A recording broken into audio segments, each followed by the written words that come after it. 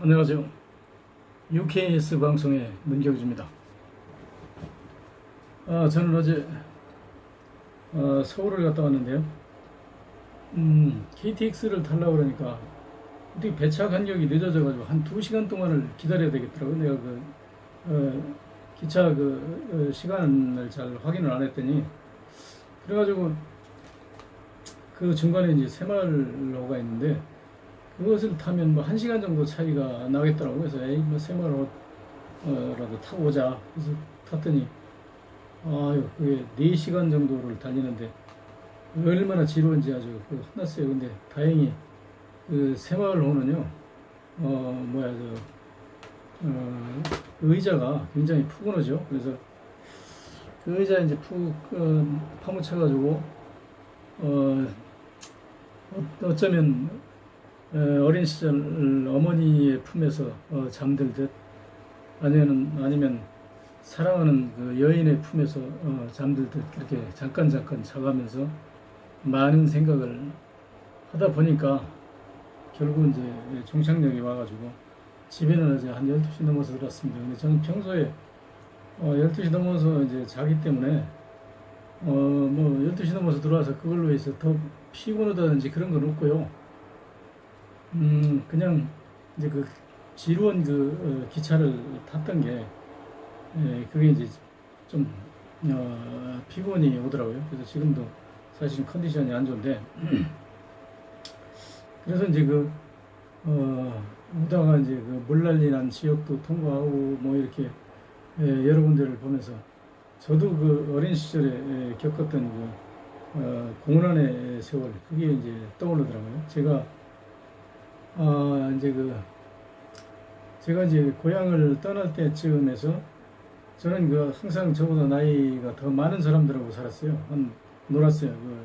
우리 마을에 이제 좀 잘 사는 집들이 머슴들이 있는데, 그 머슴들이 평균 저보다 한 3살에서 5살 위이거든요. 근데 그 형들하고 이제, 그때는 형이 아니에요. 나이 개념이 없어요. 그때는 너 나 하고 그냥 같이 막 놀고 그랬어.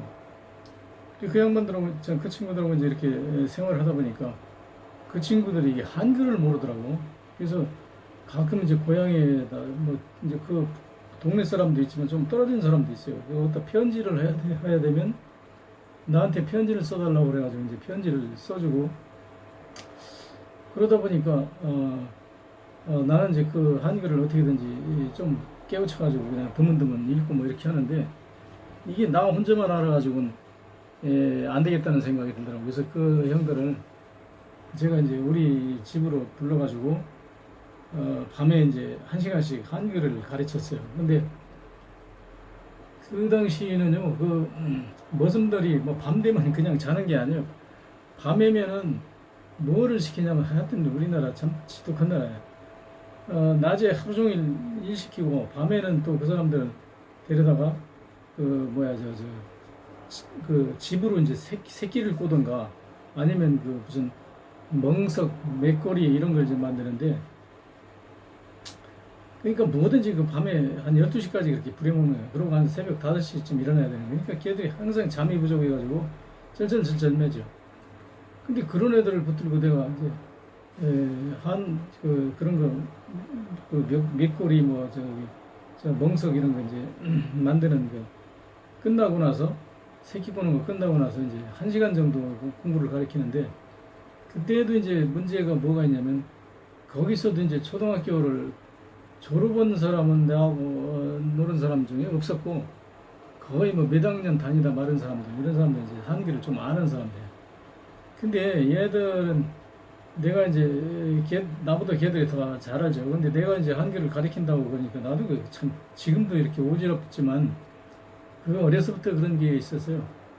이 가리키면 걔들이 뭐 나보고 알지도 못하면서 가리킨다는 동 어쩐다는 동 해가지고 막 나를 비아냥거리고, 걔들이 막 옆에서 심통 부리고. 그때 제일 고통스러운 게, 담배를 이놈들이 전부 다 피는데, 담배를 그 당시엔 돈 주고 사서 피질 않기 때문에 우리 고향에는 담배 농사를 많이 지어요. 그래서 옛날에 담배를 많이 심었어요. 그럼 담배가 집집마다 다 있어요. 담배가 이제 좋은 거는 전매청에다 이제 공판을 하지만, 나쁜 거 이제 떡잎 뭐 이런 거는 그냥 놔뒀다 집에다 싸놓고 그걸 썰어서 이제 종이에다 말아가지고 이렇게 피는 거예요. 근데 우리 집이 그 집도 시원찮은데 거기서 그런들이 방에서 담배 피니까 완전히 아침에 일어나서 보면요. 이 저기 콧구멍이 다 이렇게 하면 얘가 새카맣게 묻어나요. 그 정도로 담배를 많이 피워. 그 내가 이제 지금까지도 내가 담배를 안 피는 게 왜 안 피냐면 그때 아주 질려가지고 나도 그때 폈어요. 그래가지고 야 이거 담배 피지 말자. 내가 나부터 끊을 테니까 너희들도 다 끊어. 그래가지고 이제 그때 내가 담배를 끊었는데 그 사람들은 이제 그 담배를 못 끊더라고. 못 끊어서 이제 지금은 이제 많이 죽고 그랬는데 그 사람들은 이제 계속 그 담배를 폈죠. 그래서 거기서 그렇게 공부를 내가 가르쳤는데 내가 결국은 고향을 떠난 이유가 그것도 있어요. 뭐가 있냐면 나를 이제 그 사람들이 이제 머슴으로 데려가려고 옛날에 머슴이라는 뭐 돈도 안 줘요. 그 1년에 뭐 쌀아니 가보면 지금이면 1년에 한 15만 원 정도 되나요? 지금 쌀아니 가면 15만 원 합니까? 그 정도 쌀아니 가마 주니까 그 정도죠. 그래서 그걸 가지고도 옛날에 머슴을 살았어요. 1년 동안. 그런데 나도 이제 가난하게 살으니까 머슴을 자기네 집에 오라고 그러는데 내가 제일 힘들었던 게 우리 어머니가 별로 주관이 없거든요. 그러니까 나는 이제 머슴을 안 가기로 작정한 사람이고 우리 아버지가 돌아가시면서 유언이 너는 절대 죽어도 머슴을 가지 말라. 너는 그 양반집 아들이기 때문에 그 우리가 이렇게 아무리 못 살아도 머슴 안 가도 다 사람은 태어나면 살게 돼 있으니까 머슴 가지 말아라 해가지고 난 우리 아버지 그 유언을 아주 굉장히 신봉했거든요. 왜 그러냐면 내가 이 일도 할 줄 모르지만 이 일을 하기를 싫어하니까. 그러니까 우리 아버지 유언이 이제 나를 그 아주 절대 신앙이죠. 우리 아버지가 머슴 가지 말라 했으니까 안 가야 돼. 근데 우리 어머니까지 이제 나서서 막 머슴을 안 간다고 나한테 막 야단을 치시고 그래가지고 결국은 이제 우리 집에서 그렇게 모아놓고 이제 공부가 되니까 그 마을에 머슴을 둔 집안에서 이제 무슨 문제가 생기냐면 얘들이 그렇게 늦게 공부하고 늦게 그렇게 부려먹고 아침 일찍 일어나서 애들이 이제 그 소죽을 쓰던가 뭐 이제 여름에만 소풀을 빌어 나가야 되는데 이놈들이 늦잠 자가지고 제 시간에 못 가는 거예요. 그 당시는 무슨 알람 시계가 있는 것도 아니고 그냥 자다가 자연스럽게 일어나야 되는데 그런 게 잦아지니까 그 부잣집 우리 이제 형벌 되는 한 5살 뭐 이제 6살 우위 되는 그 형들이 한 30사람이 와가지고 나를 그냥 아주 죽지 않을 만큼 두드려 패더라고. 이놈의 새끼가 애들 데려다가 말이야 공부 가르친다고 때릴 수는 없잖아. 그러니까 그런 건 안 하고 그 우리 이 무슨 이러는 사람들 데려다가 나보고 우리 집에서 작당하고 뭐 어쩌고 놀아가지고 늦잠 자게 한다고 이제 그래가지고 뭐 번 먹는다든가 뭐 번 먹어 간다고 그래가지고 생태집을 잡아가지고 그렇게 두드려 패고 그래서 얼마나 억울해요. 그거 외로 내가 억울한 일이 아주 이루 말할 수 없이 많은데 하여튼 그런 등등 해가지고 내가 이제 서울로 걸어서 서울까지 4일 동안 걸어서 서울까지 왔다고 그러잖아요. 그래서 내가 그때 아주 죽을 각오를 하고 이제 서울로 왔는데 제가 그렇게 해가지고 이제 어디로 가냐면 어떻게 해서 몇 단계를 거쳐가지고 그 뚝섬에 비닐 우산이 그때 유명했어요. 이런 우산을 가지고 있는 사람들은 아주 고급 사장님 정도 되는 사람들이나 우산 쓰고 나머지는 다 비닐 우산 쓰고 다닐 텐데 비닐 우산도 없어서 보통 사람들은 뭐 작업복 머리다 뒤집어 쓰고 뛰어다니고 그랬죠. 근데 비닐 우산 만드는 공장을 이제 갔는데 가가지고 거기서 이제 일을 하는데 무슨 월급도 없어요. 그 당시에 이제 밥 먹고 재워주는 거예요. 근데 재워주는데 뭐 어디 좋은 방에서 재우는 게 아니라 공장 안에 이렇게 넓은 창고 같은 데가 있어요. 거기다가 그냥 아무거나 뭐 깔아놓고 거기서 이제 다 근데 한 20명 되는데 20명이 그 창고 같은 방 두 칸에서 다 자는 거예요. 칙칙칙칙 콩나물처럼. 근데 이제 그때 마침 비가 왔어요. 비가 이렇게 장 맞아가지고 한강에 이제 물이 점점 차오르는데 그 뚝섬이요.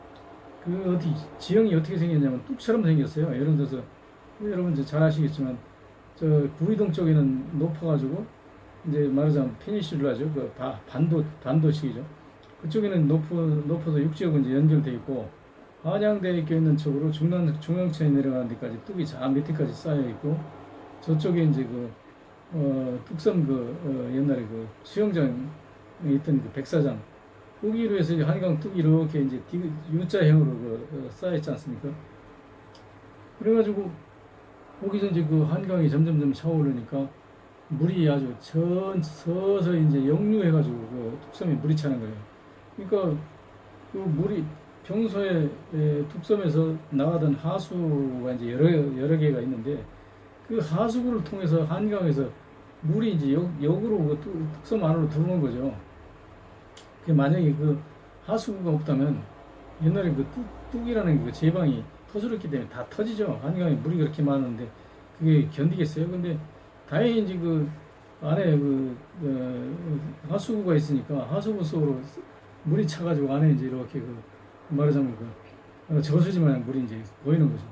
근데 처음에 이제 고일 때 그 우리가 이제 사용하는 그 비닐을 만드는 그 기계들이 있는데 뭐 크진 않아요. 조그만 기계들이 있는데 그 기계를 우리가 거기서 사는 놈들이 사장님들 그런 사람들은 일찌감치 다 피난하고 공장장하고 우리 보고 고이라고 그래가지고 물이 차면 이제 나무 뭐 있는 거 하여튼 이거 갖다가 이렇게 여럿이 그 물로 들어가지고 이렇게 고이는 거예요.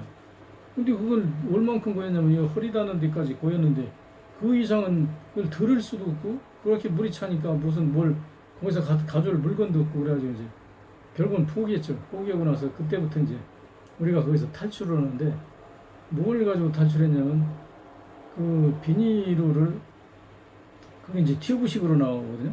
그러니까 비닐을 그 안에다 바람 이렇게 불어가지고 넣고 양쪽에 묶어가지고 이제 풍선처럼 되죠. 그럼 비닐을 하나씩 안고 뭐 이렇게 이제 좀 낮은 데서는 수영처럼 어떻게 하고 그렇게 어떻게 해가지고 겨우 이제 탈출을 했어요. 탈출해가지고 그 한강 가에 이제 나와서 그 뚜구이에다가 이제 밤에 잘 때 우리가 풍선처럼 만들어가지고 그 비닐을 그냥 알바닥에서 이제 그 비닐을 속에 들어가는 거예요. 그 속에 들어가서 자는 거예요.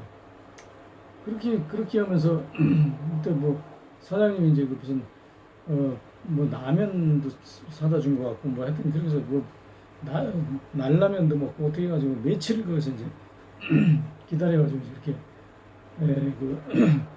물을 빠지게 기다리는데 그때 물이 제 생각에는 한 일주일 이상 그렇게 물이 차 있었어요. 근데 그 당시에는 집이 뭐 2층도 별로 없었어요. 전부 1층이기 때문에 물이 완전히 다 1층짜리가 다 덮였죠. 덮였는데 이제 지금 한 가지 기억나는 게 그 어떤 집에서 이제 그 당시에는 뭐 거기 채소밭도 있고 뭐 이렇게 인가가 야박하게 들어차 있는 건 아니고 거의 다 판잣집이었기 때문에 그 속에서 이제 그 거위를 기르는 집이 있었던가 봐. 근데 거위가 뭐 판자를 타고 이제 거위를 못 가져오니까 거기다 놔뒀는데 판자를 타고 이게 거위가 한 3마리인가 4마리가 하얀 놈인데 그 물 한가운데 떠 있더라고. 떠 있는데 한 일주일 동안을 누가 모이를 주는 사람도 없고 줄 수도 없고 그 안에 이제 그 지붕 위에 올라와 있던 사람들이 그 당시는 지금은 소방서 이런 사람들이 이제 구조잖아요. 근데 그 당시는 소방서는 없고 경찰이 아마 무슨 경찰 무슨 구명보트인가 뭐 그런 걸 갖다가 어떻게 해서 실현해서 이제 구조를 해줬어요.